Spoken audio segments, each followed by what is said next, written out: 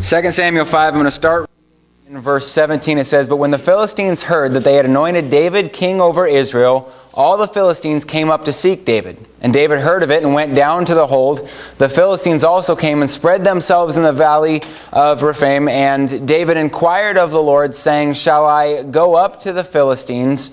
Wilt thou deliver them into mine hand? And the Lord said unto David, Go up, for I will doubtless deliver the Philistines into thy hand." We're going to stop there for now. As we go this evening, we will be looking at more of this chapter and a few other places, but we'll stop there for right now. Let's go ahead and have a word of prayer. And go ahead and be seated. As I said, I'm going to kind of jump around a little bit in this chapter this evening as we go. Here's the idea that we see in these verses that we read and that we're going to see in the others that we're going to be looking at tonight, and that I really want us to make sure we get a hold of. And the idea is this, that the idea is coming to God before going.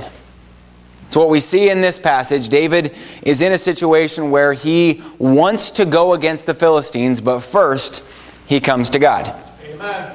Before a decision is made, seeking God's direction. That's exactly what David is doing here in this passage. He's getting ready to do something, but before he takes kind of that first step of action, he goes to God to make sure that it really is His will.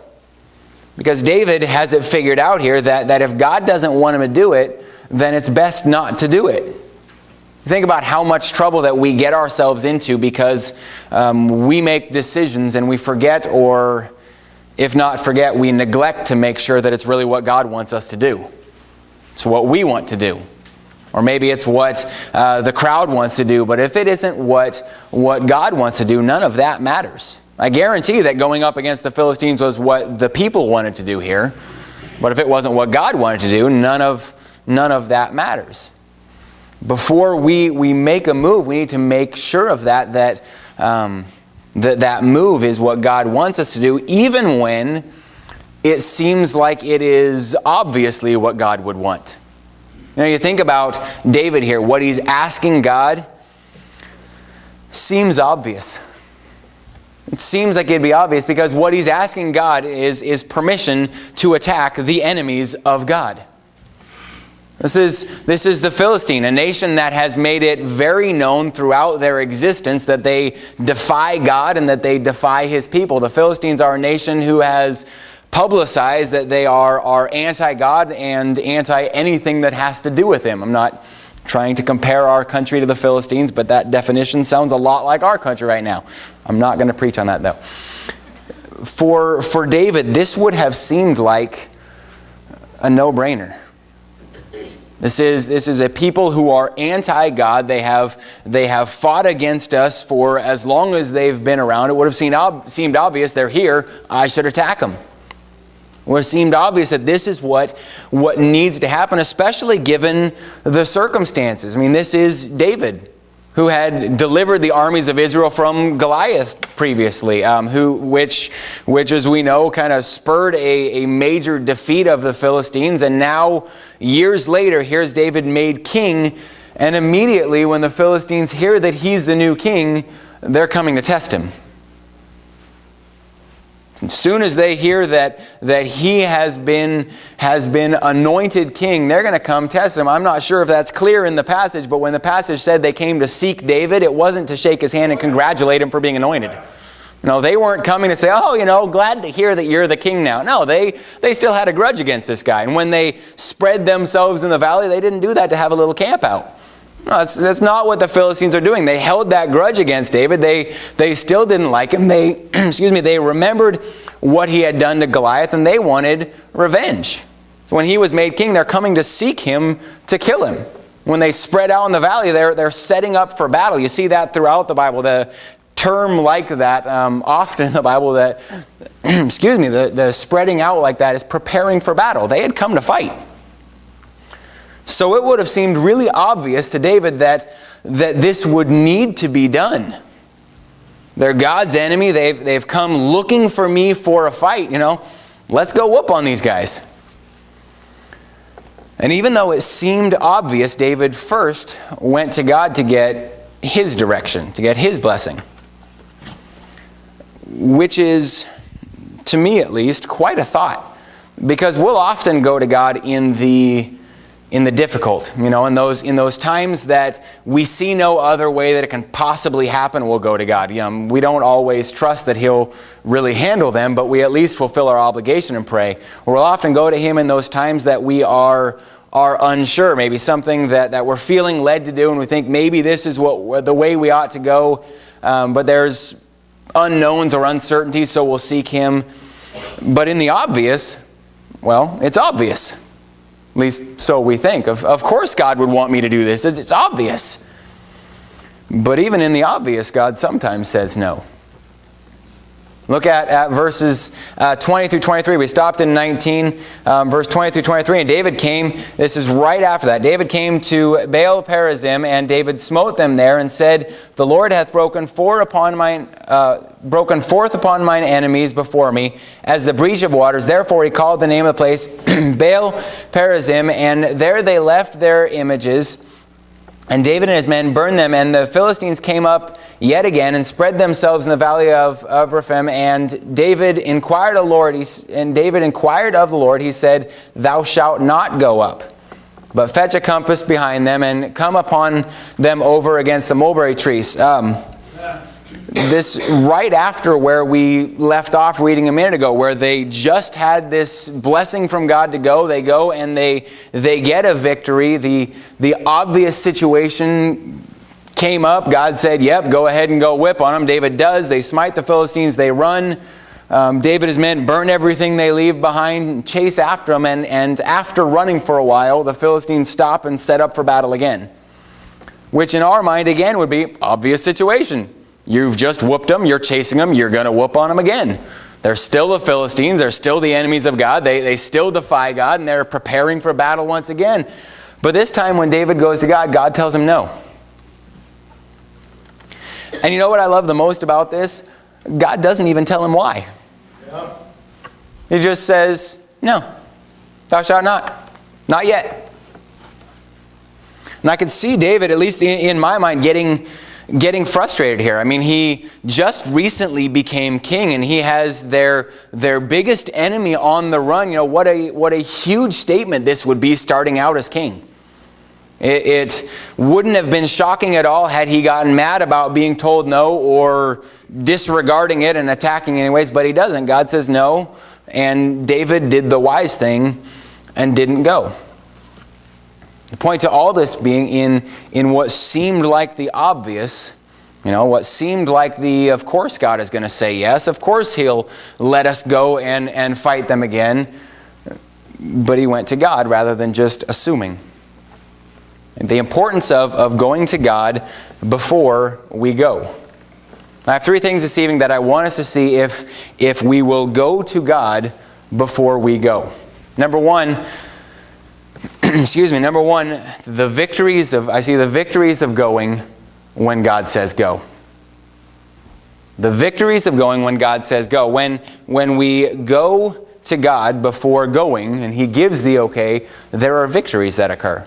You think of the passage that we started with David, the situation that is presented, or that he is presented with early in his time as king, either has the opportunity to work out really well for him, or has the potential to be disaster.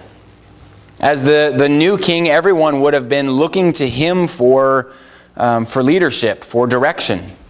But especially in the scenario, in this specific scenario, they're looking for victory. You have to remember, they have for years been under a king, King Saul, whose only thought was to chase David.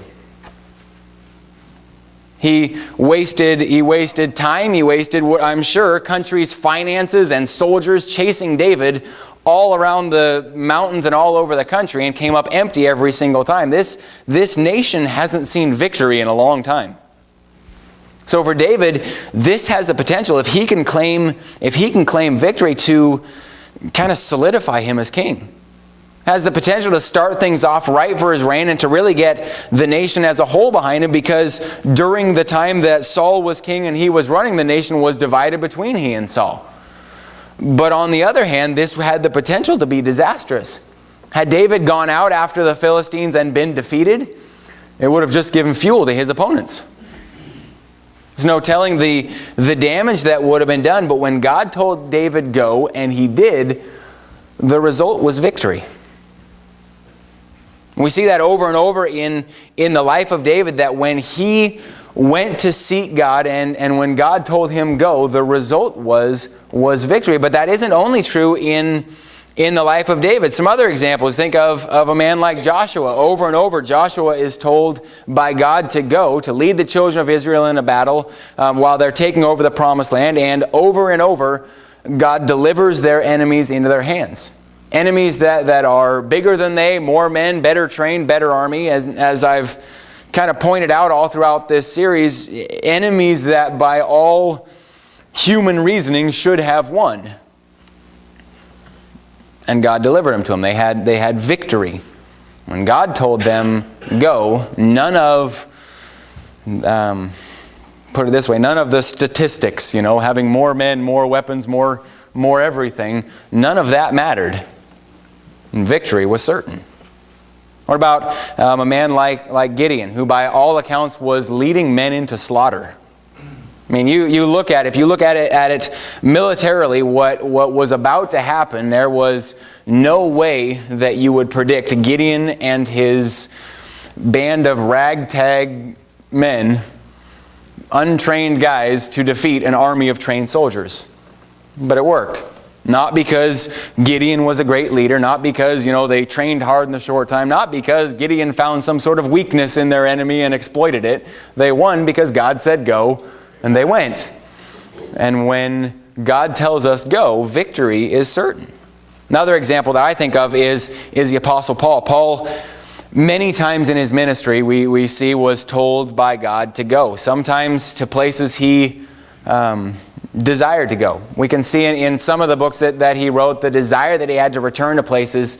But in every journey that Paul took before leaving any city to go to the next, he first waited for God to tell him to. He first went to God, and when God led him to a place, there was victory. That isn't to say there wasn't struggles. That isn't to say that things were easy in those places. If you spent any amount of time reading the missionary journeys of the Apostle Paul, it wasn't easy. A few things. He was threatened, he was beaten, he was imprisoned, he was shipwrecked. That's not exactly, the recipe for an easy life. He faced adversity. But despite it all, he saw huge victories in souls that were saved and nations that were reached, and the effect of the victories that he saw in his ministry are still felt today. Because when God said go, he went. And when God says go, or when God tells us to go, victory is certain. And while that's true in Bible times, it hasn't changed today. If we will seek God, and that's really where it starts, and kind of the crux of this entire thing. If we'll seek God before we go, and when he says go, we actually go, then victory is certain. That doesn't mean there'll be no tears. That doesn't mean there'll be no troubles. But it does mean that there will be victory. So if we'll go to God before we go, there'll be victories for going when he leads. Number 2, I see there will be blessings for staying when he says no. This is the part that kind of no one likes. Because we don't mind going. We don't mind going to God and him saying yes, and then him giving us victory. That sounds pretty good. I go to God, he says yes, he gives victory. We like that. But no one likes being told no.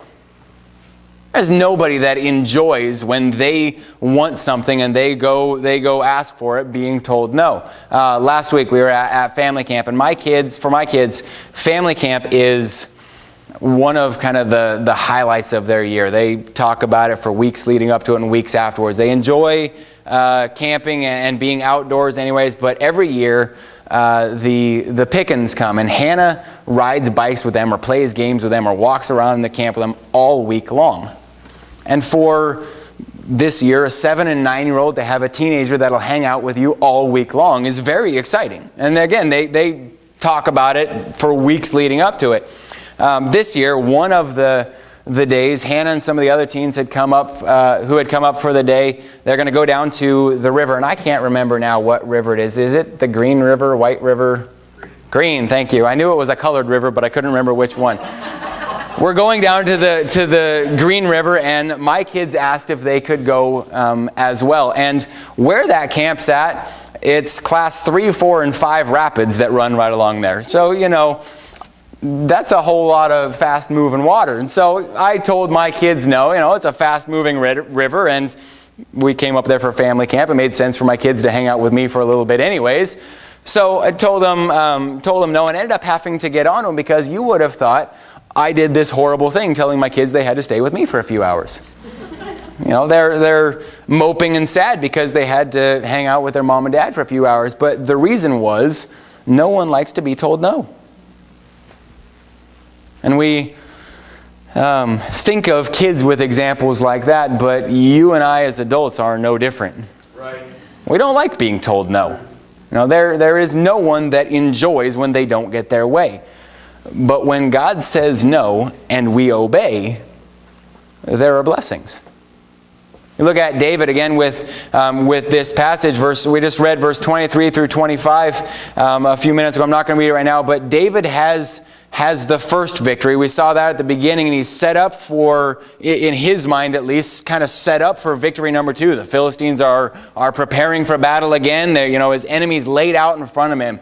He and his army are ready to go, and God says no. David obeys. In verse 24, this is God talking to David. He says, this is the passage leading up right after God has told him no. He says, if David doesn't go, for then shall the Lord go out before thee to smite the host of the Philistines. Notice the difference here. The blessing that David receives here, because God says don't go and David stays, is that rather than David and his army having to defeat the Philistines, God did.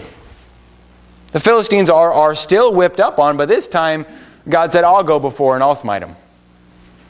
The victory was still given, but rather than David and his men having to do the fighting, it was God who fought and won their battle.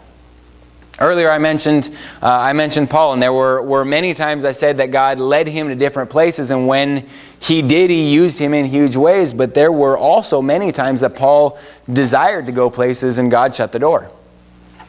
That Paul desired to go and that maybe it seemed like the right thing to do. It comes back to earlier about it seeming like the obvious thing, but God led him otherwise because God had something different in mind. And we have a hard time grasping that sometimes. We get somewhat of a one-track mind, and we think of what... or we think that what we want and what we think should happen is the only option. And because of it, when God steps in and says, no, I have a different plan, I'll just put it this way, we throw a little tantrum and get a whole bunch of attitude because we aren't getting our way. But every time that God told Paul no and led him in a different way, there were blessings that could be seen. Here's the idea. When God says no, instead of getting an attitude with God, or instead of trying to force our will to happen anyways, which is what we very often try to do, instead of that, if we'll just say, okay, God, if it isn't your will, then I won't go, God will bless. Here's what I learned. When God closes a door, when God tells me no, it's because He already has something else planned.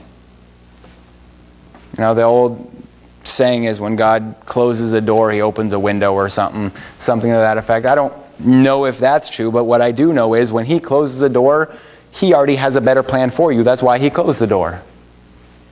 Because God can see a whole lot more than we can. All we see is what is straight in front of us, which means we can't see the problems that it'll bring down the road. But God can. And at the same point, we get so fixated on what's right in front of us and what we want that we miss every other option. But God doesn't. So when God says no, if we'll just simply say, okay, God, He'll bless. So far tonight we've seen victories when we're led to go and go, blessings when we're told to stay and stay, and then lastly tonight, I see that there's a cost for disobeying. And I want to point out from that. I want to point that out from both sides of it. A cost for not going when God says to go. We look back at David again, but over in chapter 11. If you want to, you can turn over there. 2 Samuel chapter 11. Verse 1, it says, "And it came to pass, after the year was expired, at the time when kings go forth to battle, that David sent Joab and his servant with him and all Israel, and they destroyed the children of Ammon and besieged Rabbah. But David tarried still at Jerusalem. And it came to pass in the evening, in the eventide, that David arose from off his bed and walked upon the roof of the king's house. And from the roof he saw a woman washing herself, and the woman was very beautiful to look upon. And David sent and inquired after the woman, and one said, Is not this Bathsheba, the daughter of Eliam, the wife of Uriah the Hittite? And David sent the messengers, and took her, and she came in unto him, and he lay with her, for she was purified from her uncleanness, and she returned unto her house. And the woman conceived, and sent and told David, and said, I am with child." We know the passage. We know where it goes from here. Bathsheba is now pregnant, and David has to cover up his affair. So he sends for her husband Uriah to come back from battle so that he can say it's his child. But Uriah is a lot more honorable than David is, or than David expects, and refuses to sleep in his bed. So David tries multiple ways to make that happen. When it won't work, he ends up just sending him back to battle, carrying his death orders, or carrying the note back to Joab, the general, that's saying to send him into the front of the battle and then draw back so he'll be killed. He was murdered. David marries Bathsheba and then is punished by God. The child dies and so on. It is a mess. But you know where it started? It didn't start with the fact that David was up on the rooftop looking. It started in verse 1 where it says, "And it came to pass after the year was expired, at the time when kings go forth to battle, that David sent Joab." This is the time when kings go to battle, and David stayed home and sent his general. David was supposed to go. He had no business staying, and because he stayed, he sinned, and there was a huge cost. And then on the other end of the spectrum, a cost for going when God says no. I'm going to read Joshua chapter 7, verse 2 through 5, and it says, "And Joshua sent men from Jericho to Ai, which is beside Bethaven, on the east side of Bethel, and spake unto them, saying, Go up and view the country. And the men went up and viewed Ai, and they returned to Joshua and said unto him, Let not all the people go up, but let about 2,000 or 3,000 men go up and smite Ai. And make not all the people to labor thither, for they are but few. So there went up thither of the people about 3,000 men, and they fled before the men of Ai. And the men of Ai smote them about 30 and 6 men, for they chased them from before the gate even to Shebarim, and smote them in the going down. Wherefore the hearts of the people melted and became as water." Now I know nowhere in here does it specifically say that God said no, but what happened was they didn't seek God at all. They decided they didn't need God. They had a few victories under their belt. They were feeling pretty good about their army right now. Joshua sends men up to spy it out, and they come back, Ai is small, our army's strong. This was obvious. Comes back to that. This is obvious. But had they consulted God, He would have told them there was sin in the camp.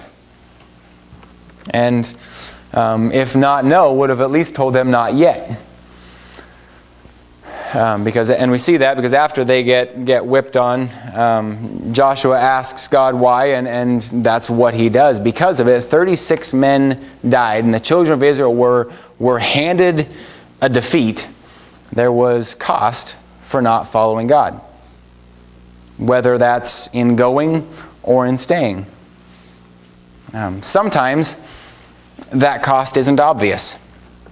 And we think of David. It was pretty obvious. He is confronted by the prophet and told the child is going to die. That's pretty obvious. A nation suffering a devastating defeat. That's pretty obvious. It's immediate.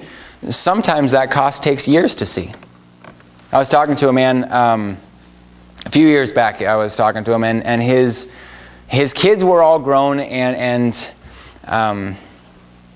when he was talking to me, he was, I don't even know how to put it. He was nearly in tears. His kids were all grown, and none of them were in church. None of them living for God, and none of them wanted anything to do with him when he talked about God.